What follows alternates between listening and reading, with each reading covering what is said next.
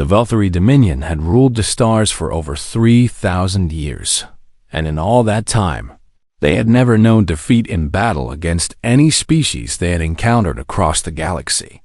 High Admiral Zeron stood on the command bridge of his flagship, the Eternal Dominion, and looked out at the massive fleet that stretched behind him into the darkness of space. And he felt nothing but absolute confidence in what was about to happen. 3,000 warships had gathered for this invasion, each one a kilometer-long fortress of advanced weapons and shields that could stop almost anything the galaxy had ever thrown at them. And Zeron knew that this force was more than enough to conquer 100 worlds, let alone one small blue planet orbiting an ordinary yellow star. The target was a world called Earth by its inhabitants, a planet that the Velthari scouts had been watching for nearly 50 years. And everything they had reported made Zeron certain that this would be the easiest conquest in the history of his people. The beings who lived on Earth called themselves humans, and they were perhaps the most primitive intelligent species the Velthari had ever discovered in all their centuries of expansion across the stars. These humans had only managed to reach their own moon about a century ago, and even now they could barely maintain a few small stations in orbit around their planet. And their spacecraft were powered by chemical rockets that the Velthari had abandoned thousands of years in the past. They had no shields, no energy weapons, no faster-than-light travel, and most amusing of all, they constantly fought wars against each other over tiny patches of land and differences in belief that seemed almost childish to the advanced Velthari mind. Zeron had watched recordings of human broadcasts that the scouts had intercepted, and he had laughed at how these creatures spent their time arguing about games and entertainment while their world remained completely undefended against threats from beyond their atmosphere. The Velthari invasion protocol was simple and had worked on 17 different star systems before this one, and it would work again here without any problems at all. First, the fleet would enter the target system and destroy any space-based defenses, which in the case of Earth meant a handful of satellites and perhaps some nuclear missiles that would bounce harmlessly off Velthari shields. Then the fleet would establish orbital dominance and begin bombardment of military targets until the primitives surrendered, which usually happened very quickly once the inhabitants realized how completely outmatched they were. Finally, the conquered species would be given a choice between joining the Dominion as a servant race or facing complete extinction. And most species chose to serve because death was not something any living creature welcomed. Zeron expected the humans to surrender within days of the fleet's arrival, and he had already prepared the speech he would broadcast to their world leaders, explaining the terms of their submission to Velthari rule. The High Admiral turned to his second-in-command, a younger officer named Veleth, who had served with distinction in the last 3 conquests, and he gestured toward the holographic display that showed their course through the outer reaches of the Sol system. "Begin the final approach," Zeron commanded, and his voice carried the weight of absolute authority that came from never having lost a battle in his entire career. "And prepare the communication arrays to broadcast our demands once we reach optimal range from the target world." Veleth bowed his head in acknowledgement and began issuing orders to the fleet, and within moments, 3,000 ships began to move in perfect formation toward the inner solar system where Earth waited for them. The journey would take several days at sublight speeds, because the Velthari preferred to approach conquest targets slowly and deliberately, allowing the inhabitants time to see the fleet coming and understand the hopelessness of their situation. This psychological warfare had proven effective many times before, as watching an unstoppable armada grow larger in the sky tended to break the will of most species, long before any actual fighting began. Zeron settled into his command chair and reviewed the intelligence reports one more time, noting the locations of Earth's major cities and military installations. and he began to plan which targets would be destroyed first if the humans were foolish enough to resist. He paid particular attention to the nation-states that possessed nuclear weapons, as these would need to be neutralized quickly to prevent any desperate attacks.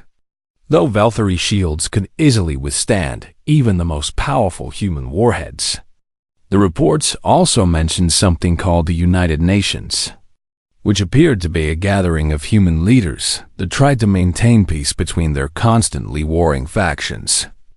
And Zeran decided this would be the body he would address when demanding surrender. Everything was proceeding according to plan, and the High Admiral allowed himself a moment of satisfaction as he imagined adding Earth to the long list of worlds that flew the Valkyrie banner. What Zeran did not know, what he could not possibly have known, was that the Valkyrie scouts had made a terrible mistake in their assessment of humanity. They had watched Earth from far away, intercepting broadcasts and scanning the planet with long-range sensors.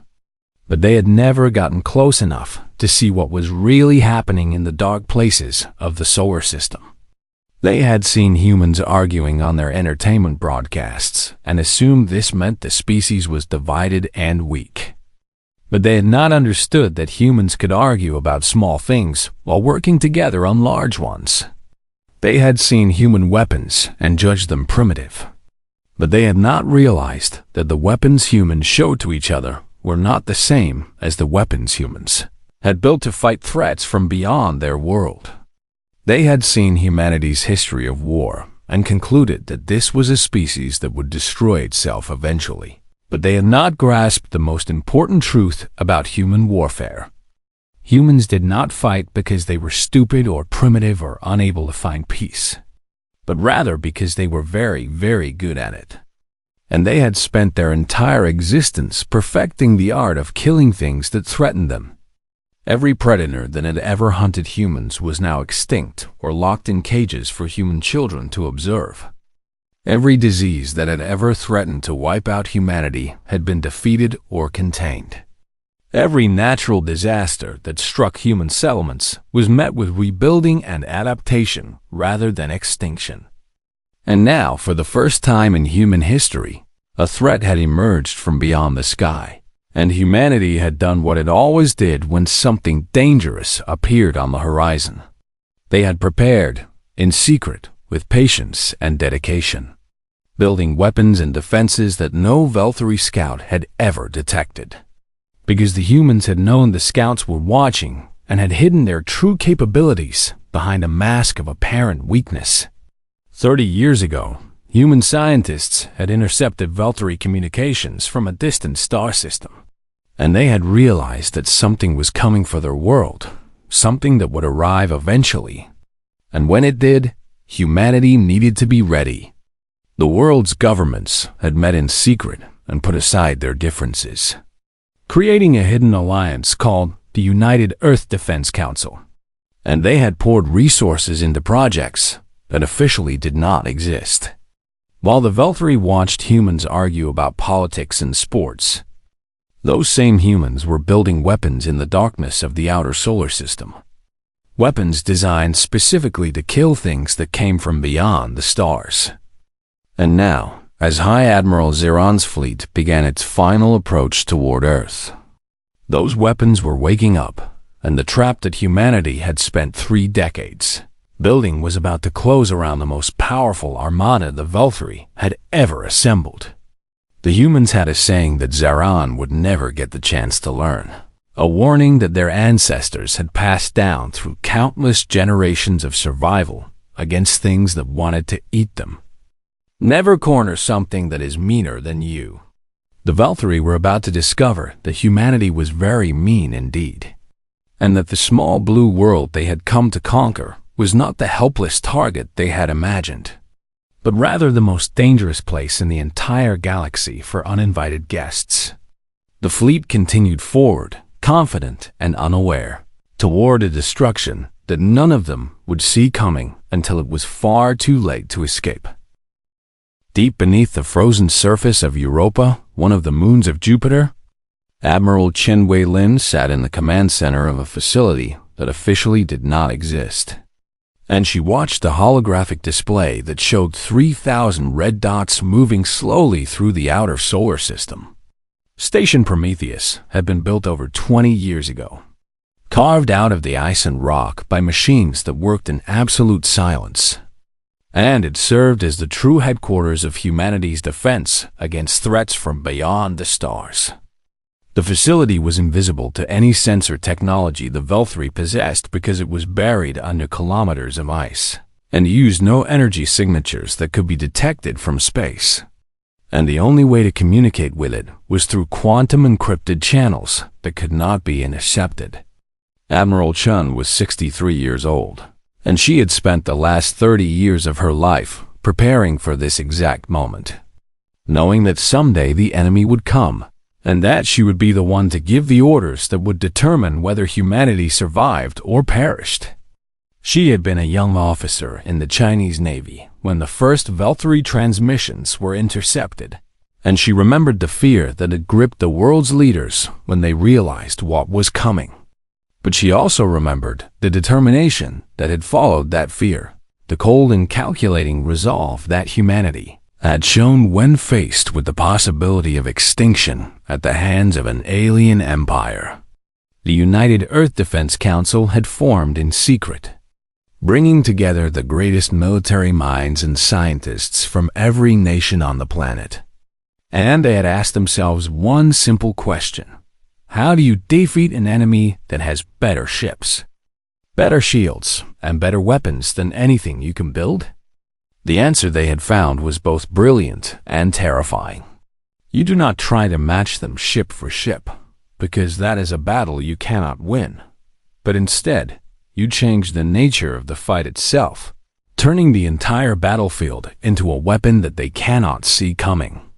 Project ODIN had been the first of the great defense initiatives, and it had taken 15 years to complete at a cost that would have bankrupted most nations if the burden had not been shared among all of humanity. Thousands of autonomous weapons platforms had been built and deployed throughout the outer solar system, hidden among the asteroids and in the rings of Saturn and in the frozen wastes beyond Neptune. Each platform was small enough to be nearly invisible to long-range sensors and carried a simple but devastating weapon: a magnetic accelerator capable of launching tungsten projectiles at 12% of the speed of light. At those velocities, a simple metal rod the size of a baseball bat carried more destructive energy than a nuclear warhead. And unlike energy weapons or missiles, there was no way to detect it coming until it had already punched through your hull. Project Fenrir had developed the ammunition for these platforms, creating millions of tungsten penetrators that were designed to defeat any shield technology the Velthri possessed. The science behind it was brutally simple. Velthri shields were designed to absorb and redirect energy, which worked well against lasers and plasma weapons. But kinetic impacts at relativistic speeds transferred their energy so quickly that no shield could react in time to stop them. Project Heimdall had created the sensor network that tied everything together, a system of hidden observation posts throughout the solar system that could track every ship, every missile, and every piece of debris larger than a fist. This network had been watching the Velthri fleet since it first entered the outer reaches of the solar system, and Admiral Chun knew the position of every enemy ship with a precision that the aliens could not imagine. The final piece of the puzzle was Project Loki, a deception operation that had been running for decades, designed to make the Velthri believe that Earth was exactly as weak and divided as it appeared. The arguments on television, the political conflicts, the apparent lack of space-based defenses, all of it had been carefully managed to present an image of a primitive species that would be easy to conquer. The Velthri scouts had seen exactly what humanity wanted them to see, and they had reported back to their masters that Earth would fall without a fight. Now, as Admiral Chun watched the enemy fleet moving deeper into the kill zone, she allowed herself a small smile of satisfaction at how well the deception had worked. Her command staff worked quietly around her, monitoring systems and preparing for the battle that was about to begin. And the tension in the room was thick enough to cut with a knife. Lieutenant Commander Sarah Mitchell approached the Admiral's chair with a tablet displaying the latest tracking data, and her voice was steady despite the weight of what they were about to do. "The enemy fleet has crossed the first trigger line, Admiral," she reported, "and they are maintaining formation and speed exactly as predicted, with no indication that they have detected any of our assets." Chun nodded and studied the display, noting how the Valkyrie ships moved in perfect geometric patterns that spoke of a species accustomed to fighting enemies who would meet them face-to-face in conventional battle. They had no idea that they were walking into a trap that had been designed specifically to exploit their arrogance and their assumptions about what primitive species were capable of building. "What is the status of the ODIN network?"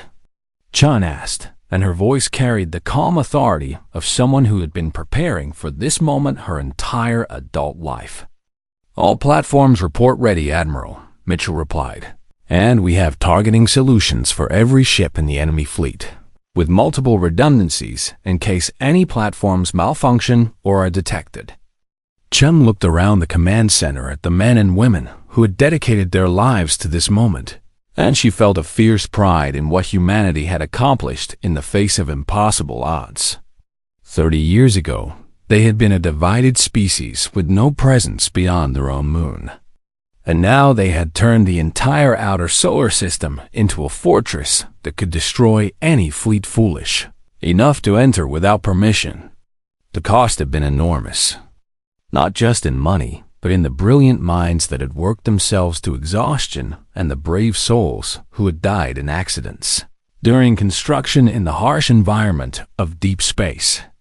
But all of that sacrifice had led to this moment, and Admiral Chun was determined to make sure that none of it had been in vain. She stood up from her chair and walked to the main display, where the red dots of the enemy fleet were slowly creeping toward the first engagement zone. "Open a channel to all ODIN platforms," she commanded, "and stand by for weapons release authorization."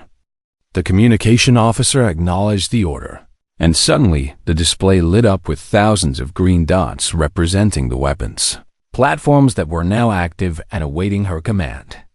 The Valkyrie had no idea that they were surrounded, that every path through the outer solar system was covered by overlapping fields of fire from weapons they could not see and could not stop. Admiral Chun thought about all the people on Earth who had no idea what was about to happen, the billions of men, women, and children who were going about their daily lives while the fate of their species was decided in the darkness of space. She thought about her own family, her daughter who was a doctor in Shanghai, and her grandchildren who had never known a world without the secret threat hanging over their heads. If she failed here, if the defenses somehow did not work as planned, those children and every other child on Earth would grow up as slaves to the Valkyrie Dominion, assuming they were allowed to grow up at all. But she was not going to fail, because humanity had prepared too well and sacrificed too much to lose this fight. The red dots crossed another line on the display, and Chun knew that the moment had finally arrived. "All platforms," she said, and her voice was steady as iron. "This is Admiral Chun, authorizing weapons release. Repeat, I am authorizing weapons release." She took a deep breath and spoke the two words that would change the history of the galaxy forever. "Wake Odin!" Across the outer solar system, thousands of weapons platforms received the command and began to calculate firing solutions. And magnetic accelerators that had waited in silence for decades powered up and prepared to unleash hell. The Valkyrie fleet continued forward, still confident, still unaware that death was racing toward them through the vacuum of space at speeds that even light would envy. The battle for Earth was about to begin, and the aliens who had come to conquer humanity were about to learn a lesson that would echo through the stars for millennia to come. Never underestimate a species that has spent its entire existence learning how to kill things that threaten it. Because when the time comes, they will show you exactly how good they have become at the only art that truly matters: survival. High Admiral Zeron was in his private quarters reviewing the surrender demands. He would broadcast to Earth when the first alarm began to scream throughout his flagship, and he felt a cold shock run through his body at a sound he had never expected to hear. He rushed to the command bridge, his ceremonial robes flowing behind him, and what he saw on the tactical display made him stop in his tracks as if he had been struck by a physical blow. The destroyer Immortal Conquest, a ship that had survived 17 different campaigns and carried a crew of 300 loyal Velthari warriors, was simply gone.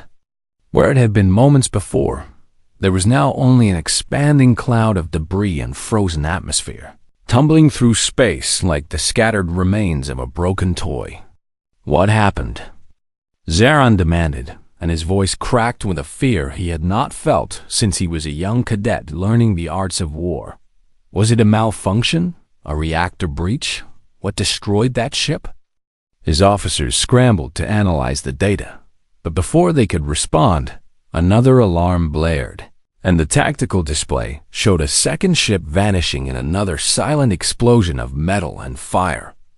Then a third and a fourth, and suddenly the space around the fleet was filled with the dying remains of Velthari warships that were being torn apart by something invisible. Zeron grabbed the nearest sensor officer by the collar and pulled him close, screaming into his face with a desperation that shocked everyone on the bridge. "Find them!" he roared. "Find whatever is doing this and tell me where to shoot." But the officer could only shake his head in terrified confusion, because the sensors showed nothing. No enemy ships, no missile trails, no energy weapons. Nothing that could explain how Velthari warships were being destroyed faster than anyone could count. The truth was something that Zeron could not have understood even if someone had explained it to him, because the Velthari had never encountered weapons like the ones that were now tearing his fleet apart. The ODIN platforms were firing tungsten projectiles at 12% of the speed of light, which meant that each shot crossed millions of kilometers in mere seconds and arrived at its target long before any sensor could detect it coming. At those velocities, the projectiles did not need explosives or warheads because the kinetic energy alone was enough to punch through any shield and any armor like a bullet through paper. The Velthari shields were designed to absorb energy weapons, spreading the impact across their surface and radiating the heat away into space. But kinetic impacts transferred all their energy in a fraction of a second, far too fast for any shield to react. Each hit was like being struck by a small asteroid, and the sophisticated warships that had conquered 17 star systems were being killed by what amounted to very fast rocks. Zeron watched in horror as another dozen ships vanished from his display, and he realized with sickening clarity that he had led his fleet into a trap from which there might be no escape. "All ships, evasive maneuvers," he commanded, and his voice was high and thin with panic. "Scatter the formation and increase to maximum speed." The fleet tried to obey, breaking from their perfect geometric pattern and accelerating in random directions, but it made no difference to the outcome. The Odin network had targeting solutions for every ship in the fleet, and the weapons platforms adjusted their aim with a speed and precision that no organic gunner could match. Ships that zigged were destroyed. Ships that zagged were destroyed. Ships that tried to hide behind other ships were destroyed along with their shields. The Velthari began launching fighters, hoping that the smaller craft might be able to escape the invisible death that was claiming the larger vessels. But the fighters were even more vulnerable. Their tiny hulls offered no protection against kinetic impacts, and they died in swarms, their pilots never knowing what hit them or where the enemy was hiding. Zeron ordered his weapons officers to fire at anything that might be concealing an enemy platform, and the fleet unleashed a desperate barrage of plasma and missiles into the surrounding space. But the Odin platforms were too small and too scattered. hidden among asteroids and in the rings of distant planets. And the blind firing found nothing while the killing continued without pause. In the command center beneath Europa, Admiral Chun watched the tactical display with grim satisfaction as the red dots of enemy ships winked out one by one. "Maintain fire rate," she ordered, "and prioritize the capital ships. We want to make sure their command structure is destroyed before they can organize any kind of effective response." The ODIN network continued its work with mechanical efficiency, each platform selecting targets, calculating trajectories, and firing its deadly payload into the void. Some platforms had already exhausted their ammunition and gone silent, but there were thousands more still active, and the supply of tungsten projectiles had been designed to destroy a fleet 10 times this size. Back on the Valkyrie flagship, Zeran had abandoned any hope of victory and was now focused solely on survival. "Signal the fleet," he screamed at his communications officer. "Order all ships to retreat, maximum speed. Get us out of this kill zone." But retreat was not so simple, because the fleet had traveled deep into the Sol system before the trap was sprung, and the weapons platforms were positioned in every direction. Ships that tried to flee toward the outer system ran into more kinetic fire, and ships that tried to scatter to the sides found that the kill zone extended further than they could run. The Valkyrie had entered a carefully designed maze of overlapping fire zones, and every path they chose led only to more death. Zeran watched as the ship count on his display dropped from thousands to hundreds, and he felt something he had never experienced in his entire career: the absolute certainty of defeat. He had conquered worlds, burned cities, and enslaved entire species, and now he was being killed by primitives who had not even achieved faster than light travel. "How is this possible?" he whispered to no one in particular. "They were supposed to be weak. They were supposed to surrender. Our scouts told us they had no defenses." But the scouts had been wrong, fatally wrong, and now 3,000 Valkyrie warships were paying the price for that mistake. The Eternal Dominion shuddered as something struck its outer hull. Not a direct hit, but a grazing blow that still tore a gash 300 meters long in the armored plating. Zeran grabbed the arms of his command chair and held on as the ship lurched, and he realized with cold certainty that the next shot would probably kill him. He thought about his family back on the Valkyrie homeworld, his wives and children who were waiting for news of another glorious victory, and he wondered if they would ever learn what had really happened here. Would the Dominion tell them the truth, that the mighty High Admiral Zeran had been destroyed by primitives he had come to conquer? Or would they invent some more honorable story to preserve the myth of Valkyrie superiority? He would never know the answer, because in that moment, a tungsten projectile traveling at 36,000 kilometers per second struck the Eternal Dominion directly in its reactor core. The flagship of the invasion fleet vanished in a flash of light that was visible from millions of kilometers away, and High Admiral Zeran died without ever seeing Earth, without ever laying eyes on the small blue world he had come to enslave. His last thought was a single question that echoed through his mind as the fire consumed him. How had the primitives known they were coming? But there was no one left to answer him, and the question died with him in the nuclear fire of his own ship's destruction. The battle, if it could even be called that, continued for several more hours, but the outcome had been decided from the moment the first shot was fired. The Valkyrie fleet had walked into a trap designed by a species that had spent 30 years preparing for exactly this moment, and nothing they could do would save them from the consequences of their arrogance. By the time the last weapons platform fell silent, less than 20 ships remained from the 3,000 that had entered the Sol system. And those survivors were running for the edge of the system as fast as their damaged engines could carry them. They would carry the news back to the Dominion, and for the first time in 3,000 years, the Valkyrie would know what it felt like to face a species that was more dangerous than they were. Humanity had announced itself to the galaxy, and the message was written in the burning wreckage of the most powerful armada ever assembled. This world is not yours for the taking. The killing lasted for 11 hours and 23 minutes, and when it was finally over, Admiral Chen Wei-lin stood before the main tactical display and looked at what humanity had accomplished in their first battle against the stars. Of the 3,000 warships that had entered the Sol system with dreams of conquest and enslavement, only 17 had escaped, fleeing through the outer reaches of the system with damaged engines and dying crews.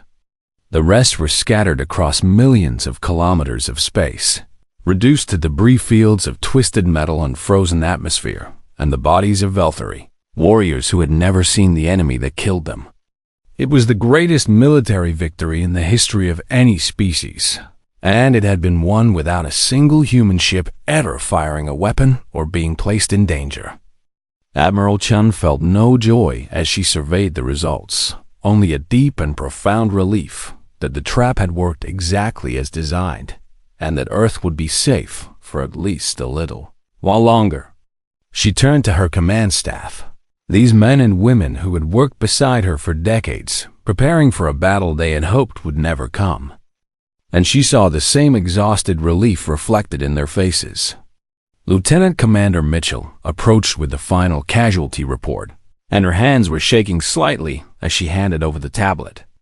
0 human casualties, Admiral, she reported, and her voice cracked with emotion as she spoke the words.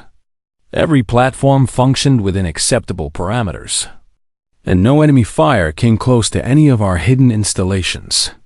Chan nodded and set the tablet aside, because she already knew that the numbers would be lopsided beyond anything the galaxy had ever witnessed.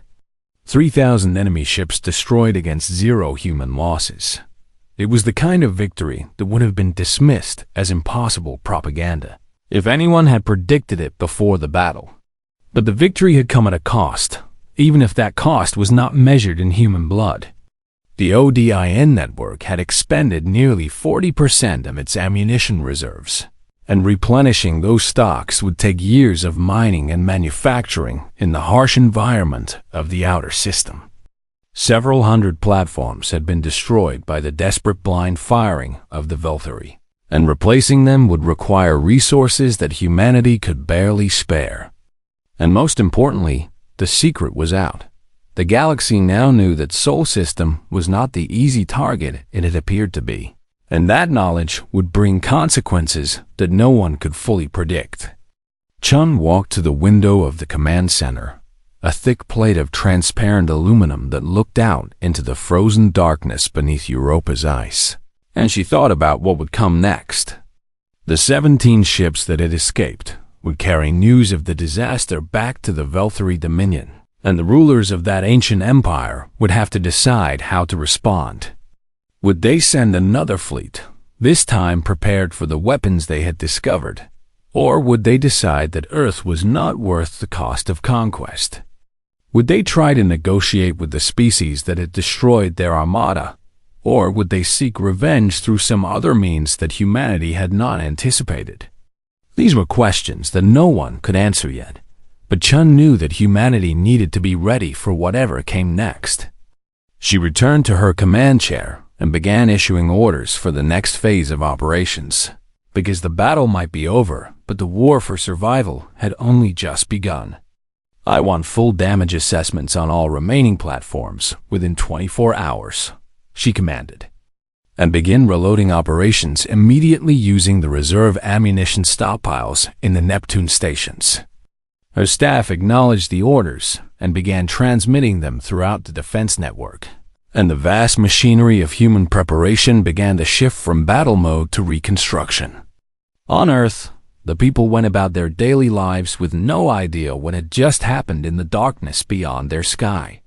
They watched their entertainment programs and argued about politics and worried about their jobs and their families, never knowing that their entire species had just been saved from enslavement by weapons they had never heard of and people whose names were classified. The United Earth Defense Council had decided long ago that the general population should not know about the alien threat until it became absolutely necessary. Because panic and fear would only make the preparations more difficult. Now that the immediate crisis had passed, that decision would need to be reconsidered. But for the moment, the secret held. In the ruins of the Velthari fleet, the 17 surviving ships limped toward the edge of the solar system, with their wounded crews and their horrifying stories of what had happened. Captain Vereth, the highest-ranking officer to survive the disaster, sat in the command chair of his damaged cruiser and tried to make sense of what he had witnessed. His ship had been near the edge of the formation when the attack began, and pure luck had allowed him to escape the kill zone before the invisible weapons found him. He had watched as the flagship exploded in nuclear fire, and he had seen hundreds of his fellow ships torn apart by impacts that came from nowhere and everywhere at once. The humans had not even bothered to show themselves, had not given the Velthari the dignity of seeing their killers before they died. It was the most terrifying thing Vereth had ever experienced, and he knew that the news he carried would shake the foundations of the Dominion itself. For 3,000 years, the Velthari had believed they were the masters of the galaxy, the most advanced and powerful species in existence. And now that belief had been shattered by creatures they had dismissed as primitives. Vereth did not know how the humans had built their weapons, or how they had hidden them so effectively, or how they had known the fleet was coming. All he knew was that he had survived when 3,000 ships had died, and that he had a duty to warn the Dominion about the terrible mistake they had made. He ordered his communications officer to prepare a message for transmission as soon as they were clear of the system, a message that would change the politics of the galaxy forever. To the High Council of the Velthari Dominion, he dictated, and his voice was hollow with shock and exhaustion. The invasion fleet has been destroyed. Repeat, the invasion fleet has been destroyed. High Admiral Zeron is dead, along with the commanders of every capital ship in the Armada, and only 17 vessels have survived to report what happened. The humans possess weapons of a type we have never encountered. Kinetic accelerators of impossible power that fire from hidden platforms throughout their outer system. Our shields were useless, our evasive maneuvers were useless, our superior numbers were useless against an enemy we could not see and could not fight. I recommend immediate cessation of all hostile operations against Sol System and the opening of diplomatic channels with the human species. They have demonstrated capabilities far beyond anything our intelligence suggested, and any further aggression against their world would be suicide. This is Captain Vereth, last surviving senior officer of the invasion fleet, and I pray that the Council will heed my warning before more Velthari lives are wasted against this terrifying enemy. He ended the recording and slumped back in his chair, and he wondered if the Council would listen to him or dismiss his report as the ravings of a coward who had fled from battle. He hoped they would listen, because if they sent another fleet to Sol System, he knew exactly what would happen to it. The humans had turned their entire solar system into a fortress, and any ship that entered without permission would face the same fate as the 3,000 that had come before. Back in Station Prometheus, Admiral Chun received word that the surviving enemy ships had left the system, and she allowed herself a moment of quiet satisfaction before turning to the work that remained. The battle was over, but the war for humanity's place in the galaxy was only beginning, and she intended to make sure that her species was ready for whatever challenges lay ahead. Earth had proven that it could defend itself against the greatest military force in known space. And now it was time to show the galaxy that humanity could be a good neighbor as well as a dangerous enemy. But first, there were defenses to rebuild and secrets to keep, and a population to prepare for the revelation that they were not alone in the universe. Admiral Chun looked at the debris field that had once been the mightiest armada ever assembled, and she made a silent promise to the fallen enemy. We had not asked for this war, but we were ready for it. And we will be ready for whatever comes next. That was the human way, to prepare, to adapt, to survive, and to make sure that anything that threatened them learned to regret it. The galaxy had just received its first lesson in what happened when you underestimated the small blue world called Earth. And it was a lesson that would not be forgotten for millennia to come. 3 months after the destruction of the Velthari invasion fleet, a single human ship emerged from faster-than-light travel at the edge of Velthari space. And its arrival sent shockwaves through an empire that was still reeling from the greatest military disaster in its history. The ship was called the U.S. Armstrong, named after the first human to walk on the moon. And it was small and unarmed and broadcasting a message of peace on all frequencies. Ambassador David Okonkwo stood on the bridge of the Armstrong and watched as Velthari warships began to gather around his vessel, their weapons charged and ready to avenge the Armada that had been destroyed in Sol System. He felt no fear as the alien ships surrounded him, because he knew something that they did not. Humanity had not sent him here to threaten or intimidate, but to offer something far more valuable than war. Within hours, 500 Velthari warships had formed a sphere around the Armstrong, and their commander was demanding to know what right the humans had to enter Dominion space after what they had done. Okonkwo transmitted a simple response. He wished to speak with the High Council, and he carried a message that would determine the future relationship between humanity and the Velthari Dominion.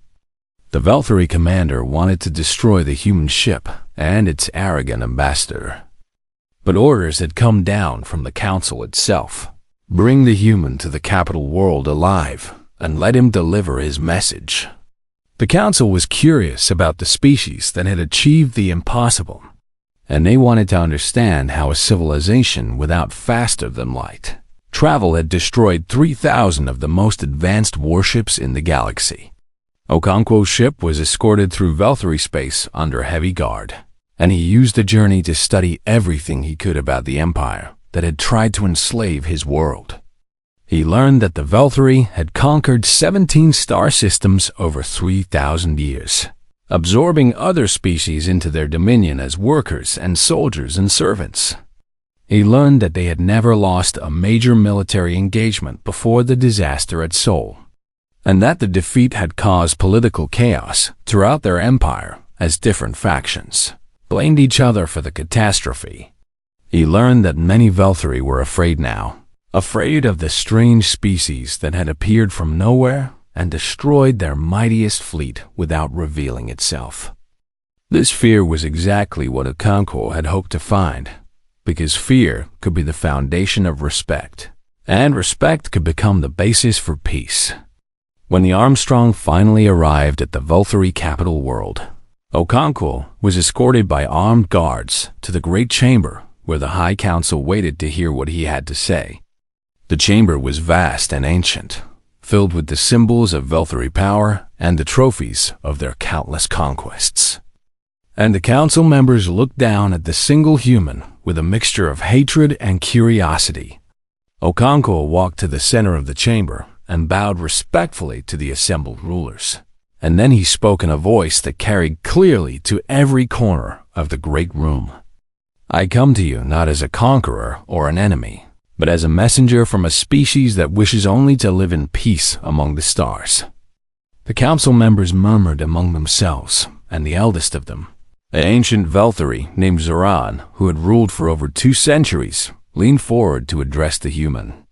Your species destroyed 3,000 of our warships and killed hundreds of thousands of our people, and you speak to us of peace.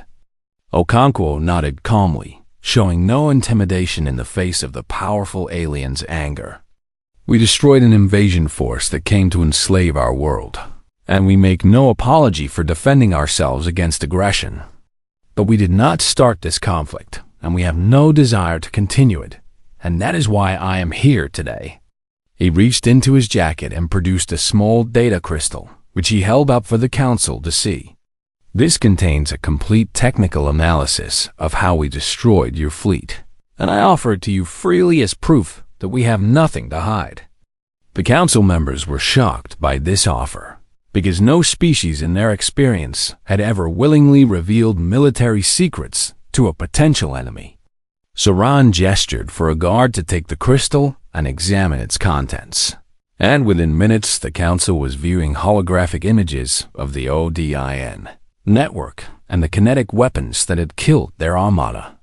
You see, Okonkwo continued as the council studied the data.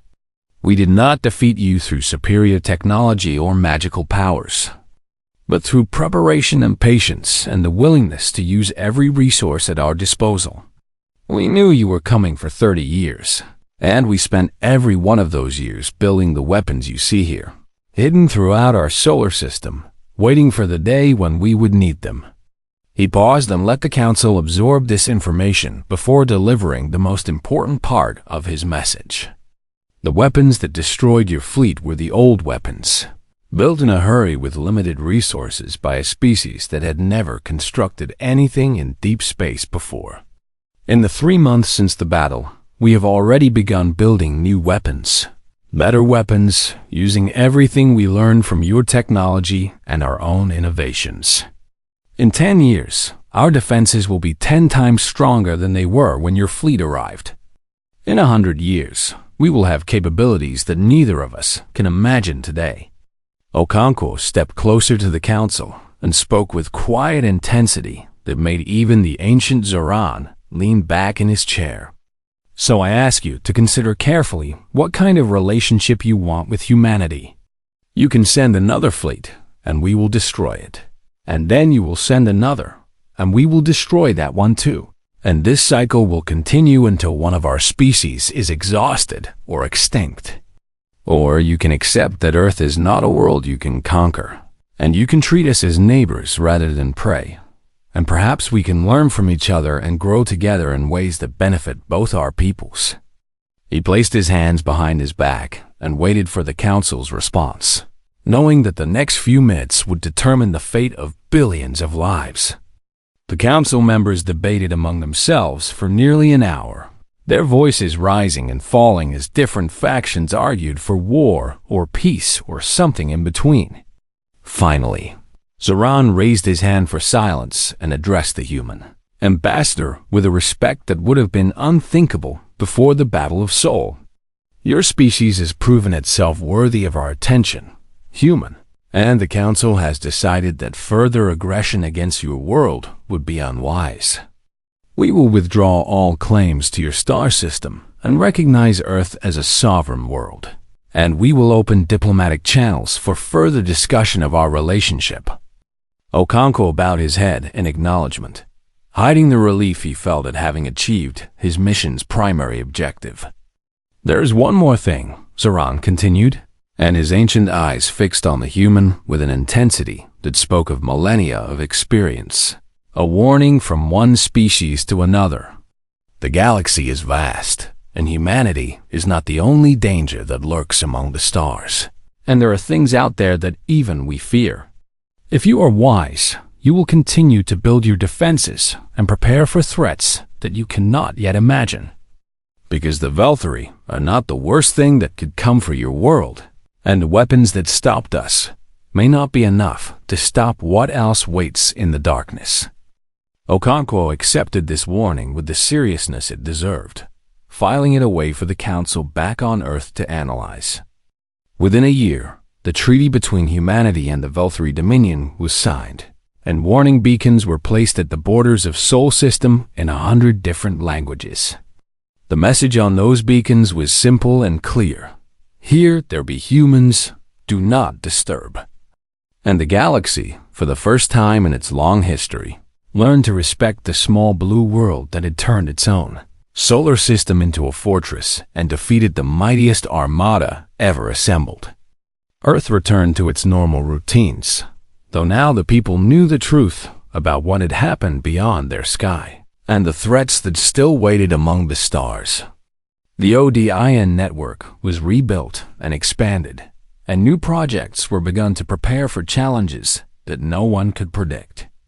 Admiral Chun retired with honors that only a handful of people would ever know about, and Ambassador Okonkwo continued his work building bridges between humanity and the other species of the galaxy. And deep in the hidden installations beneath Europa and scattered throughout the outer system, Humanity continued to watch the stars with patient vigilance, because they understood something that the Veltari had learned too late. Survival is not a right but a privilege, earned through preparation and strength, and the willingness to fight for everything you love. The galaxy had been warned, and humanity stood ready, and any species foolish enough to threaten Earth would discover exactly what the Veltari had learned. Never underestimate a species that has spent its entire existence learning to survive, because when you threaten what they love, they will show you no mercy and give you no quarter. That was the human way, and it had served them well for 1,000,000 years of evolution and 10,000 years of civilization. And it would serve them well for millennia to come, as they took their place among the stars and showed the galaxy what it truly meant to be human.